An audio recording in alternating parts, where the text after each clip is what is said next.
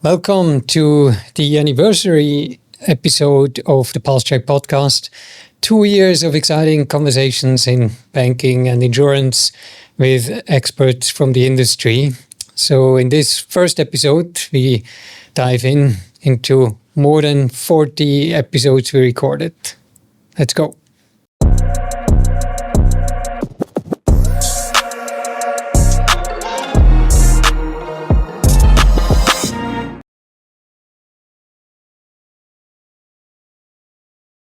Every bank will have to do a robo-advisor at some point, right? Just looking at how things were moving in the US. I think there was always two paths of how like robo-advisory could play out, not just with Bamboo, but everywhere. I think one is it ends up being like a sort of incremental digitalization of how wealth management works. And so maybe some marginal improvements on back office, middle office, obviously, the sort of apps and websites facilitating a lot of the client and advisor interactions. And that's interesting, but not for me. The other vision of it was, can we actually change the way people sort of view wealth management? Because traditionally it would be like only for wealthy people. That if you are successful and you have saved a lot of money, now we can sort of push a button and get professionals to sort of make more money from a lot of money. But I never had that money, so I never felt this was like a problem that I had. I didn't feel it was like interesting in that way. So I thought like, hey, why is this kind of service only available to wealthy people? They don't actually need it, right? Like they already have the money, literally. How can we do the same, but for people who, sort of actually need the advice? And then I think largely has failed, not just with Bamboo, but like everybody. So we at Bamboo ended up mostly doing these kind of incremental projects of facilitating, some level of maybe retail access to wealth management products and services. But we never achieved the kind of scale that was conceptually possible. What do you feel can still be good learnings taken from Robo-Advisor into the future of digital wealth for the mass? Yeah, so I think the area where the innovations still work is this kind of hybrid or bionic advisory mode, because the role of the human advisor is effectively to sort of manage this psychological gap and the sort of maybe biases that people bring in to investment. And the advisor can sort of stand between in a way that, to basically just tell them and manage them in a way to do the smart things, which could be to a large extent automated, but it's the psychology which is currently very difficult to automate.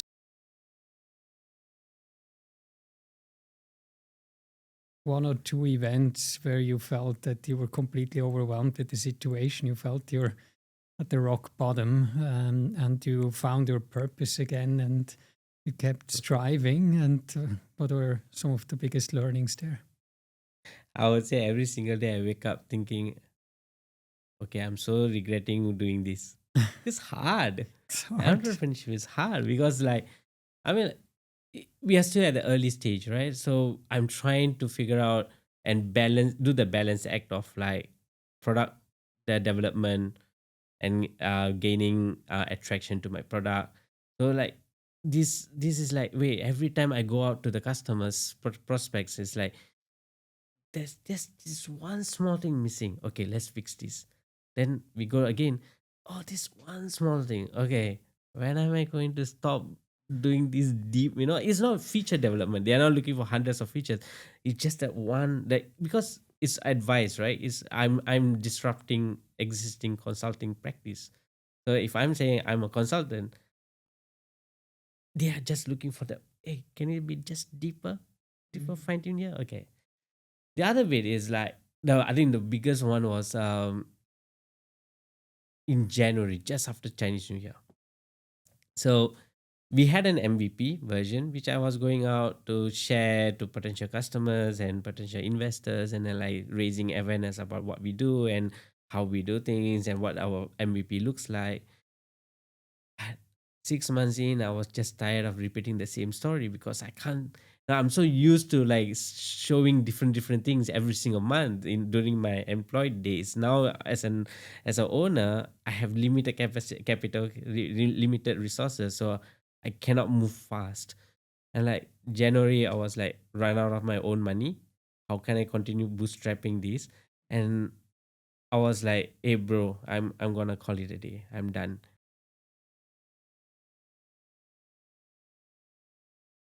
Can you quickly elaborate what Hong Kong is doing and what is also coming in the coming years? Of course, I think let's talk about crypto, because crypto is always that sort of like a sexy kid in the crowd. Now, so by now it has grown up, right? So now probably sitting at what, 3-4 trillion of market cap for all crypto combined. So it's no longer just a hobby. So now it's going mainstream, particularly since last year when the US approved, I think 11 ETFs, or Bitcoin ETFs. So that has really gone mainstream. We don't look at this as just a crypto play. We look at this as a play where a lot of financial transactions are moving not online, but on chain. Just a lot of innovation going on where different assets are being tokenized. Now, and sometimes when people talk about it, they're like, well, how big can that be? Well, interestingly, there was this article by Mr. Larry Fink of BlackRock early part of this year, in which this is, I think, under the headline of the chairman's letter. Now, so what BlackRock has been looking at this space is that we see this opportunity where there's a $68 trillion of infrastructure investment needs around the world. And by that, it can be the traditional infrastructure, such as the ports, right? But also the new generation of infrastructure, such as the AI data centers or also sustainable development. It could be, the hydrogen power plants using the green energy to make it like green hydrogen production. So there's all kinds of infrastructure investments that amounts to around $68 trillion US. Now, according to the thesis from BlackRock in that article, again, this enormous amount cannot be fully funded via the traditional means, such as the banks, be the balance sheets of governments, because again, a lot of governments are now pretty cash strapped. So that's why and the banks are a little bit stressed as well. So that's why we need like a new source of funding. Now, interestingly, someone has done the math in which the amount of public capital and the amount of private capital are about the same globally. So that means if somehow we are able to tap into the private capital to help fund this kind of infrastructure projects, then we have this like new stream of capital to fund this amazing long tail income stream kind of assets.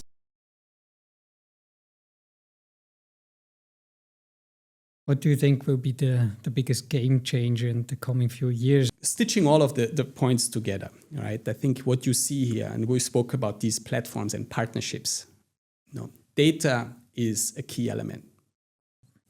And what we see and the feedback from some of the platforms that we're working with, and even in Southeast Asia, where there are huge populations of people, what we see is people often don't understand what's needed. How much coverage do I need? So there are the way we are thinking of the data teams, the marketing teams, the customer journey teams. What we are looking at is how can we actually help those consumers to help them, find protection tailored for them, because through our partners we understand who that person is. So if you play it through and take it a bit forward, right, in your scenario, there is so much information about Salomon that, actually fine, you research, but the recommendation to you, whether that's a general insurance, health insurance, life insurance product, could be given to you because, the data already helps to support your decision making. And I think that will be a game changer, because then I think the idea of being able to be protected for your needs in terms of what you do, versus making a conscious decision. I have to purchase something, but I don't even know, is that the right thing? Or even, thinking a bit further, who can actually tell me what do I need, will become maybe a secondary point. But then that's a bit fast forward in the future in terms of that data enabled.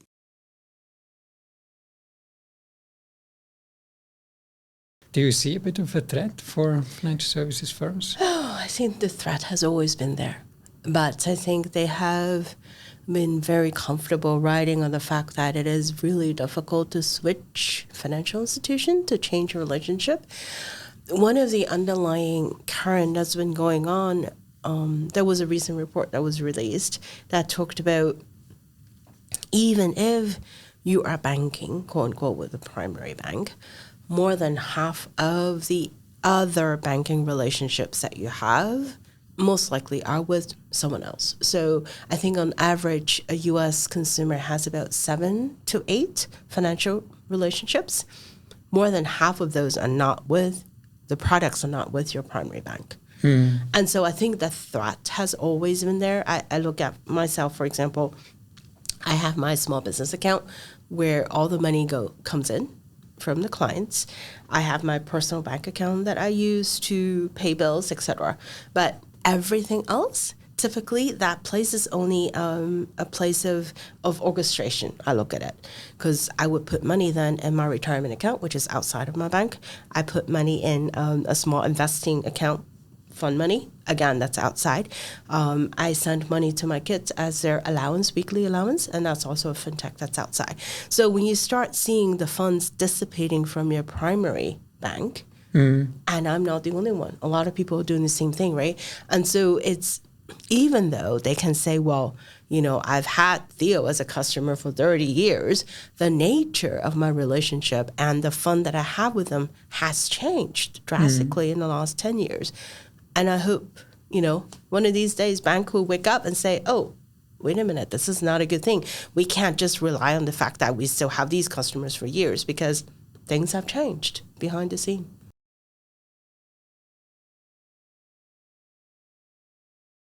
How can the regulators make sure that we still reap the best benefits of Gen AI, but not over-regulate, while of course still making sure the end clients are protected? The regulators in APAC in particular are in a interesting position where, the first question is, okay, I don't have any legislation that's specific to artificial intelligence. So I can only regulate people within my jurisdiction, my territory. So, going back to Hong Kong, like I said, it's a complex situation because we've got the Hong Kong Monetary Authority, which regulates banks. We've got the Hong Kong Securities and Futures Commission, which regulates, your asset managers, your securities brokers, people like financial institutions such as those, and they can rely on their general powers to issue requirements on their on the people to whom they give licenses to, but other than that, they don't have any wider powers. So people would say, look, HKMA, you're there to make sure that the banks don't go bust, and customers are protected, and so on. But you're not necessarily the AI police. That's not your key job. Same thing with the SFC. So they're in a difficult position where they obviously want to protect the financial system. They also want to protect consumers. They also want to make sure that banks and other financial institutions, when they adopt AI, don't suffer any significant risk in doing so. Contrast that with Europe, where they have all the powers and they've got a European regulator, but they also have in each member state a regulator as well. So going back to your original question, how do we? What's the best way forward? And I think the best way forward, in my opinion, is trying to see what are the common issues that all consumers are going to be interested in, regardless of which country they're from.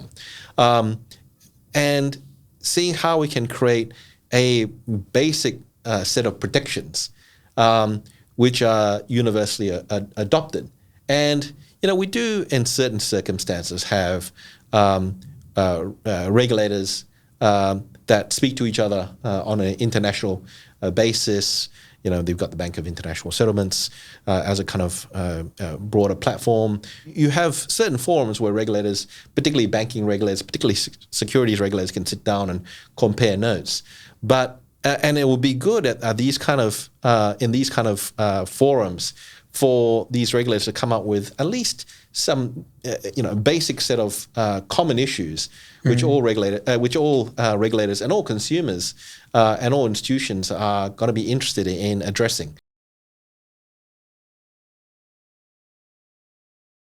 It was a number of years ago. I realized that there wasn't really a sort of seamless and easy way to donate in Hong Kong. I think a lot of people, they engage with charities. Either it'll be through a flag day, somebody maybe shaking a little coin box at them on the MTR.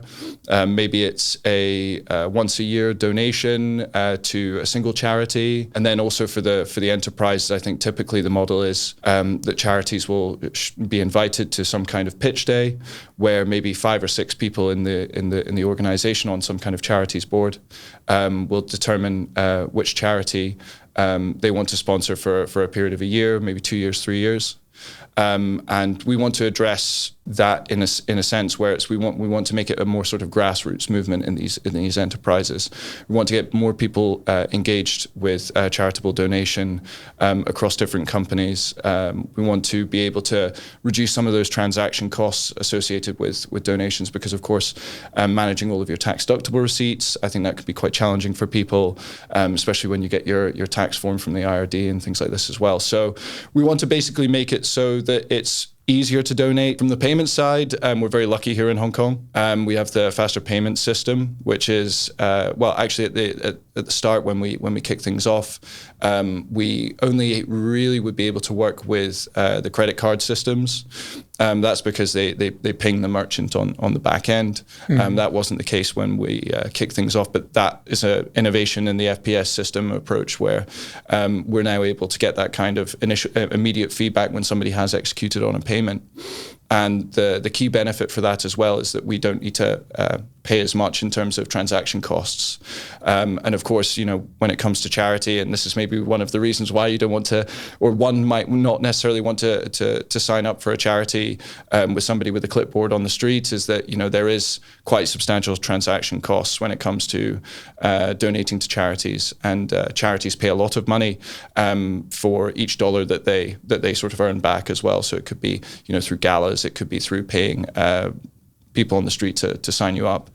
Our emphasis has really been to reduce transaction costs to or as close to zero as possible. This mobile first also approach, I think, helped you, which is also a bit of what the virtual banks then achieved in Hong Kong, which is only a reality since a few years and not since a decade. And I think that is something that I also admired and was really supporting, as going mobile first, making it simple, and really also keeping the costs low. I think that's it's great innovation.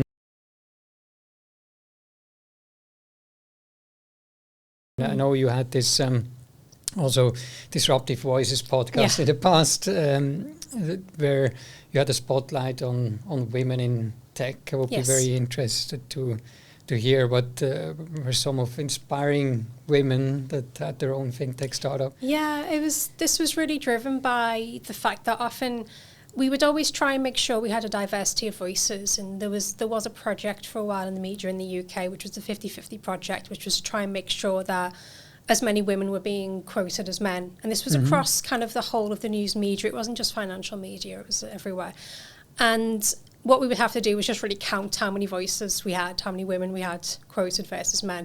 So in order to kind of balance out the playing field, you would then specifically ask, do you have any women who can talk about this? And sometimes you would get the answer of, oh no, there's no women experts. And you just think, I don't believe that. I don't believe that there isn't. So I took it upon myself with the podcast series to go out and find women, particularly in the fintech space, because again, that was like another level of trying to find women who actually worked in that area. But then when you start to look, you uncover so many, and you speak to one woman and she'll recommend somebody else. And Yeah, exactly. for me as well, I really wanted to make sure that I was getting a really diverse, globally diverse section of voices too. So when I would do the episodes, I would always try to make sure that I kind of had a split across the geographies, so that I would be speaking to women from Asia, from Africa, from Europe, from Americas, because I wanted to make sure it wasn't just this idea that there was only women working in this space in kind of the West. Actually, no, like in Africa in particular, there's so much innovation happening there, and there's so many women leading this as well. And often the kind of problems that they're solving are the ones that are quite personal and quite, they are hitting things like supporting remittances, they are supporting SMEs, they are trying to help female entrepreneurs. They're really finding these problems, these underserved people, and trying to find a solution for them.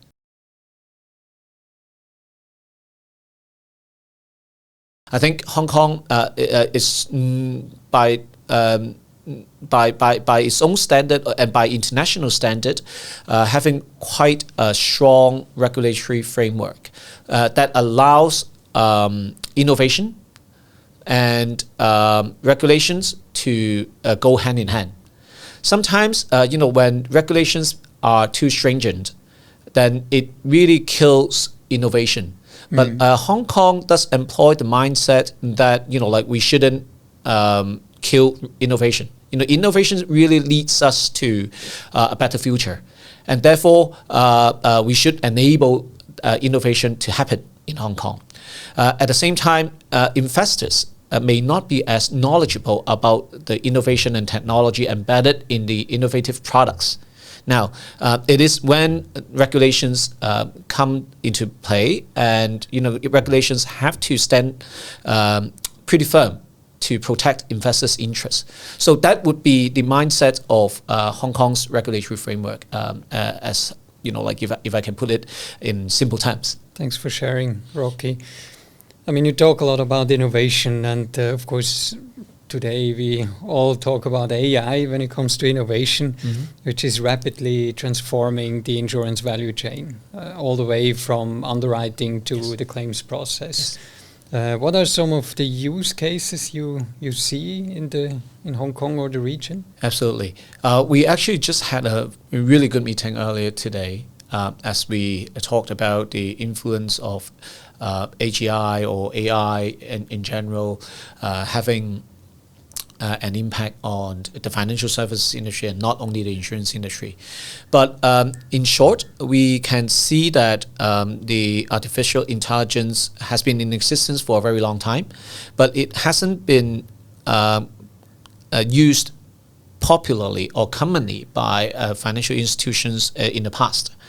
And however, in the last couple of years, especially in the DeepSeek moment earlier in 2025, we noticed that the power of AI can lead to much enhancement of efficiency and accuracy for the industry. So that's a wrap of part 1 of our 2 years anniversary highlights. I hope you enjoyed a lot of good conversations with industry experts. So thank you for this. Soon with episode 2.